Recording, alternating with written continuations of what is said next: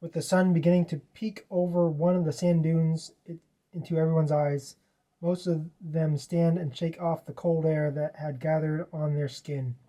The fire had gone cold due to the exhaustion of the group, but Root, being an animal, had no problem with the cold given by the desert weather, and was already sniffing the surrounding region for something to fill its belly. So it seems that we have found Broski's means of communication, Zen says, as he is the first to let out a loud yawning stretch, followed by a few cracks and pops from his tired old body. Don't forget, Root has changed again too,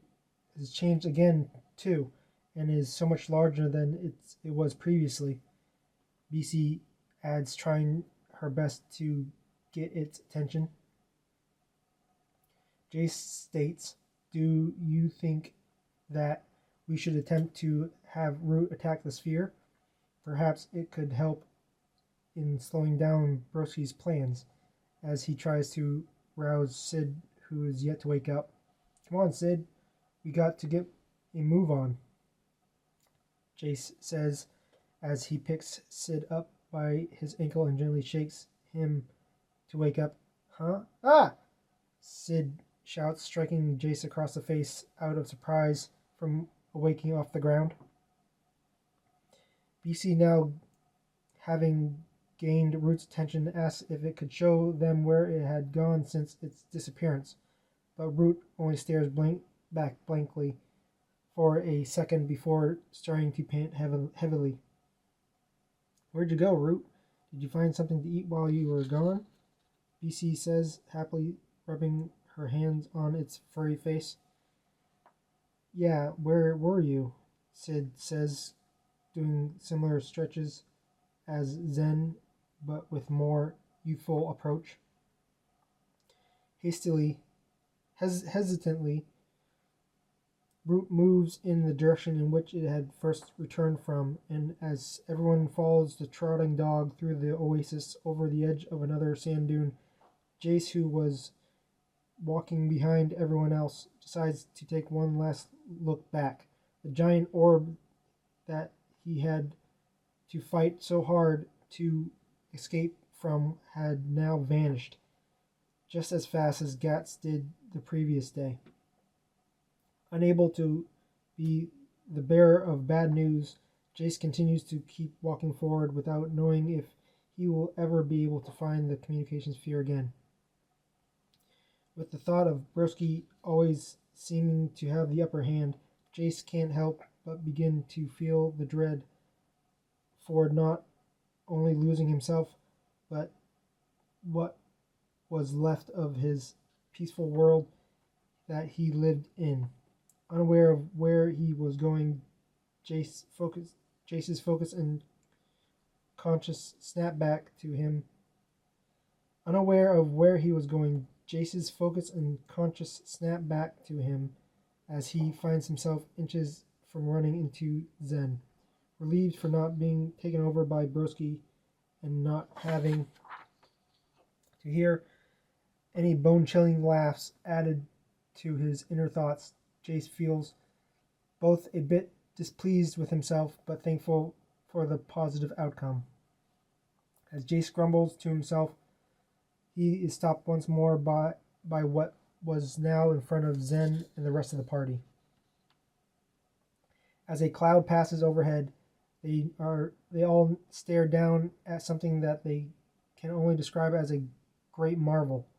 Root, who is barking merrily as it is now running at a faster pace towards what looks like an incomprehensible futuristic city, perhaps even twice the size as the Devil's Playground, with tall skyscrapers stacked together and spread throughout the landscape. Jace can't help but question why the tall buildings were unnoticeable from where they had set up camp. Everyone starts to push forward as they follow Root's lead to where there are large doors that lead into the city. Those are some pretty massive doors, Sid proclaims. They look so beautiful and strong, too, BC says in amazement. How do you think they open? Jace says, just as wide-eyed as the rest of them. Just then the doors let out a loud noise, which, much like giant gears turning, and as the two doors bend and shake, the team soon shake the ground. The team soon find that the doors are in fact shields held by giant humanoid beasts. One is a fierce-looking tiger with a battle scar covering over his blind left eye and a third sticking out of its forehead, his fur protruding out from underneath its leather armor. The other is a great white shark and a bit larger in size to his companion, which wore a much more heavier looking set of sharp spiked armor. Root races around excitedly as the giants, who are laughing merrily and taking handfuls of sand to pour over Root playfully. Holy boss mode, Jace says as he and the rest of the group catch up to Root, who is now bowing to dig itself out of a pile of sand. And who might you all be? Said one of the giants, its mouth not needing to open at all, its third eye seeming to speak for itself, to say, "What is your business here? Yes, why have you come here?" said the other enormous creature, who then reveals its equally massive weapon behind its shield. Jace is stricken by the thought of how similar these questions were to the ones that had set Broski free. He tries to shake it off to answer, but BC is Art and the others are already ahead of him with their own replies. We don't really know why we're here. Our Utaga was showing us its past whereabouts, which led us here. BC stammers, a bit taken aback by the magnitude and power held within the giant's voice alone. Ah, yes, says the giant on the right. Your animal is quite playful and good company to have, since we don't get many visitors. We were feeding it before it exploded and turned into a wolf. We didn't think that would happen, replies the other giant in a soft chuckle that booms throughout the air. After the echoes settled once more, Zen speaks up. May we enter your kingdom to speak with your leader? The two doormen look at each other and nod in agreement. You may enter, but you will have a hard time finding what you seek in this city. Be sure not to get lost among the way. We cannot leave our post to retrieve you. And with that, the doormen step aside and allowed Jace and his party to pass through. As soon as they pass through the door entrance, the giants position themselves, once again barricading the doorway with their shields. Come back whenever you're ready to leave, one of them says, as the other has already begun to sit down and resume an unknown board game between them. Root, pleased to be fed, stays behind to beg for more food from the giants, and everyone sets out to discover what its unknown city is all about. What this unknown city is all about. The skyscrapers seem to be even taller once inside, as if they reached the edges of the sky itself. BC becomes a bit dizzy from staring upward for so long and runs into Sid, who is almost too busy to look where he's going. Whoa, hey, watch it, Sid says, still staring up at the many wondrous buildings. Watch yourself, BC says sharply, in return, still amazed by how magical the place is to even be really bothered by them colliding. Jace and Zen, just as wide-eyed as the other two, remain suspicious of the recent changes in events and try to watch out for anything that might attack them as best they can, all while observing the luxurious city. The further they walk into the core of this great city, the more they all seem to notice something off-putting about it. There is no life to be found at all. The city is clean and wondrous as it is deserted. Hello? Shouts BC in a brave attempt to announce their presence. Her voice echoes for a second before being cancelled out by the high winds overhead. Doesn't seem to be anyone around here, proclaims Zen, who now seems to be more at ease with his whereabouts. Where do you think everyone is? A city this massive has to have someone living in it, Jace says in agreement. As the team make their way to the very center of the city, they find a courtyard which holds a bizarre fountain. There were many copper tubes that started at the edge of the courtyard and reached overhead to converge into a twisting abstract cluster hanging over the center of a man-made pool. Flowing from its cluster of pipe was an almost invisible blue liquid pouring into the pool below. Wow, what is this? It almost looks like water, blurts Sid, as the group goes back and forth about what it could be.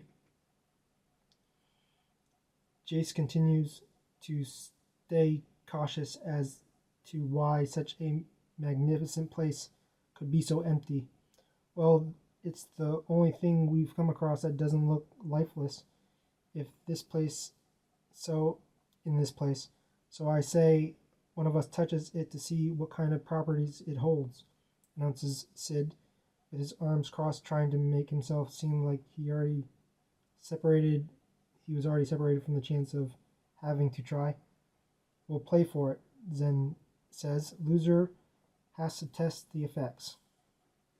Everyone groans with dismay, but they all agree and pick a common game that they will use to decide the loser. Ah, nuts, Sid says, pouting upon losing in the first turn. Everyone but Sid gives a soft giggle, but the tensions remain thick as Sid begins to roll up his sleeves, preparing for what it is to come next. Putting out his knife to prod at the invisible water, he is shocked to find the blade warp in rapid shapes, and close it. The closer it becomes to the transparent blue liquid.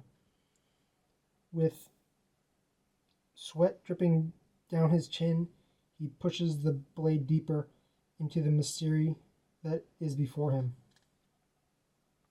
With his hand only inches away from touching the liquid itself, a voice booms across the yard. What in blazes do you think you are all doing? Sid, surprised by the abrupt noise, jumps and flings his knife into the air with an embarrassing girlish scream. Ah! With a projectile blade in the air and an unknown presence coming towards them, everyone scatters to flee from the knife and the fear of being attacked by someone. As the group runs to and fro, Sid and Zen nearly collide, but are able to dodge each other. Unluckily, they then run face first into two giant symmetrical statues holding out their hands, which lay the two men out flat. BC is lucky enough to see this happen and runs to hide behind one of the same statues that had taken Zen out, but is overcome with fear to stay there for long and begins to flee once more. As the blade finds its way towards the ground, it comes directly into BC's new path of escape. Before she is able to make a swift move out of the way of the blade, BC looks up to find Jace, who has the knife by the hilt firmly in his hand. With his eyes focused towards the direction of where the voice had emanated from, Jace throws the blade into the ground next to Sid, who is still feeling the effects of the statue's concrete hand, open hand that he had crashed into. It had been a while since Jace had felt this feeling, as if he was more than ready to face whoever it was that threatened his friends.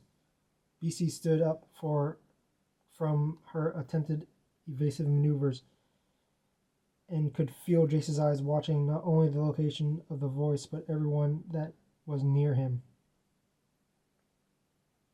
It went silent for a second before the voice spoke once more. "I see Gat still has a few tricks up his sleeve," the voice said, now different than before. Almost soft, but with a raspy tone to it. "You know Gats?" BC replied without hesitation, eager for an answer to her question. "Well, of course I do, silly young lady. Everyone here knows Gats," the man said, stepping into the courtyard light to reveal a shorter cloaked man wearing a bird's mask. Jace's eyes widen. You're Gats," barks Jace. "You're the one I saw when we ran from the burning forest."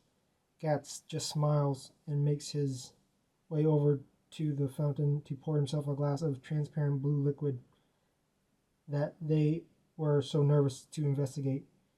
Bringing the glass behind his draped cloak with one hand and pulling it back out from behind with the other, he now held what looked like a small, solid black square about the size of his own hand. "Catch, BC," Gats says, and with a gentle toss gives it to BC. "Oh my God," she squeaks, catching the small block. Jace, feeling unsure of this new treasure that so easily warped, his knife and asks if he may hold it onto it. "BC, please let me have that." BC hands it over with a look of what a downer on her face. But as soon as Jace touches the black box, he finds himself becoming incredibly sick.